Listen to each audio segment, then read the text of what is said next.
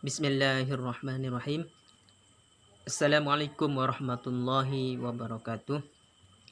Alhamdulillahi rabbil alamin. Assalatu wassalamu ala rasulillah Muhammad ibn Abdillah wa ala alihi wa sahbihi wa man wala.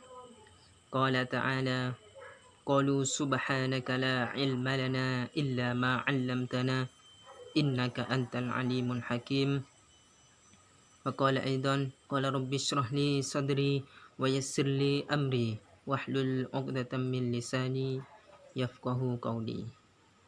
Yang saya hormati dan yang kami takdimi Bapak Asma'i selaku dosen pengampu filsafat Islam.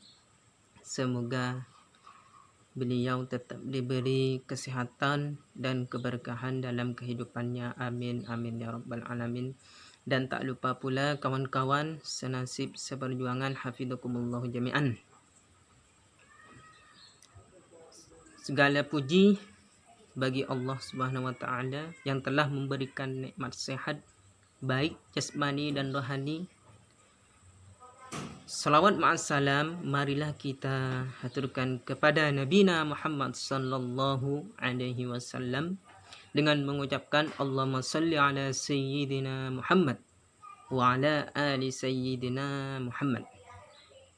Baik, pada kesempatan kali ini dan pada video kali ini hanya bentuk untuk memenuhi tugas UTS, bukan semata-mata untuk menggurui siapapun. Langsung saja pertanyaan yang pertama. Berdasarkan tujuan dan rujukannya, substansi filsafat Islam adalah filsafat yang berkembang dan berasaskan atas pandangan hidup Islam, atau disebut dengan istilah Islamic worldview, bukan copy paste dari filsafat Yunani. Maksudnya adalah filsafat Islam adalah filsafat yang tidak lepas dari Al-Quran dan Al-Hadis. Begitu juga konsep-konsep ketuhanan, kenabian, kitab suci, hakikat jiwa manusia, alam semesta, ilmu, kebebasan, nilai, kebajikan, dan kebahagiaan. Dikatakan bukan copy paste karena filsafat Islam berkembang dan berpegang sesuai dengan ajaran Islam atau sesuai dengan ajaran Al-Quran.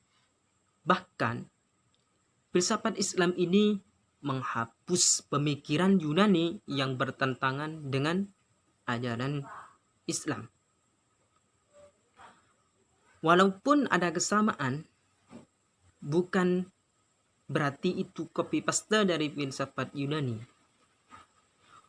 melainkan itu adalah memang fakta yang sudah ada dalam Al-Quran, sebab Al-Quran menerima ide-ide rasional dan non-rasional. Dan juga walaupun filsafat Yunani ada sebelum Islam, bukan berarti Islam tidak menerima filsafat, sebab dalam Islam sudah ada yang berasal dari bahasa Arab, yaitu dari kata falsafah, yufalsifu falsafatan. Jadi intinya filsafat Islam bukan copy paste dari filsafat Yunani. Selanjutnya pertanyaan yang kedua adalah, dalam perspektif Islamic worldview, epistemologi Islam dan epistemologi Barat itu berbeda. Epistemologi Islam ialah ilmu yang berkaitan dengan dunia fisik maupun non-fisik. Contoh, dunia non-fisik yaitu tentang Allah Subhanahu wa taala, malaikat dan hari akhir. Sedangkan contoh yang dunia fisik Seperti misalkan jika ingin merasakan kenyang, maka harus makan agar merasakan kenyang. Jadi solusinya harus makan. Sementara epistemologi barat ialah ilmu yang hanya terbatas pada hal-hal yang nampak atau hanya dunia fisik saja. Seperti contoh tadi, yaitu jika orang ingin merasakan kenyang, maka solusinya adalah ya makan agar bisa merasakan kenyang. Nah, ini membuktikan bahwa filsafat epistemologi barat hanya terpaku apa yang bisa dicerna oleh akal atau oleh panca indera. Dan pertanyaan yang ketiga adalah, dan ini merupakan pertanyaan yang terakhir, mengapa orientalis sedemikian rupa mencari argumentasi bahwasanya filsafat Islam berasal dari Yunani? Jawabannya adalah karena mereka menganggap tidak ada pemikiran rasional dalam Islam. Maksudnya, pemikiran rasional hanya dimiliki oleh filsafat Yunani. Oleh sebab itu, mereka menolak filsafat Islam. Dan mereka berkata, kalaupun itu ada, itu hanya mengadopsi dan memodifikasi filsafat Yunani dan dikembangkan untuk membangun filsafat Islam. Selanjutnya, mengenai orientalis. Pada dasarnya orientalis itu memang tidak suka dan seringkali menjadi kelemahan Islam.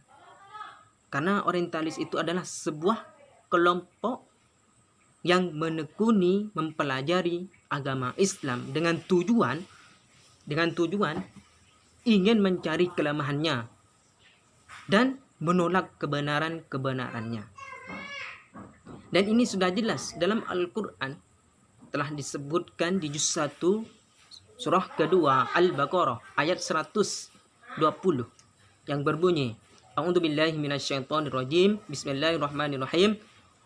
Walan tarda 'ankal yahudu walan nasara hatta tattabi'a millatahum.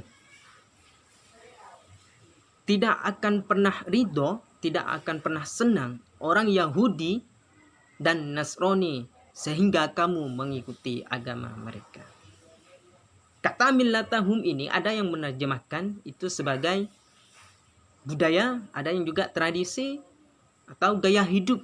Maksudnya adalah bagaimana kita mengikuti jadi kebudayaan mereka, gaya hidup, penampilan, bersikap, dan segala halnya. Jadi oleh karena itu pantas mereka tidak suka karena mereka hanya mencari kelemahannya, dan kelemahan itu dijadikan sebuah argumentasi untuk mengucilkan agama Islam. Mungkin sekian dari jawaban saya, kurang lebihnya mohon maaf. Apabila ada kebenaran itu murni karena Allah Subhanahu wa taala, dan apabila ada kesalahan ini murni dari hamba yang dhaif ini. Wal afwa minkum, hadanallahu wa iyyakum, ihdinas siratal mustaqim. Assalamualaikum warahmatullahi wabarakatuh.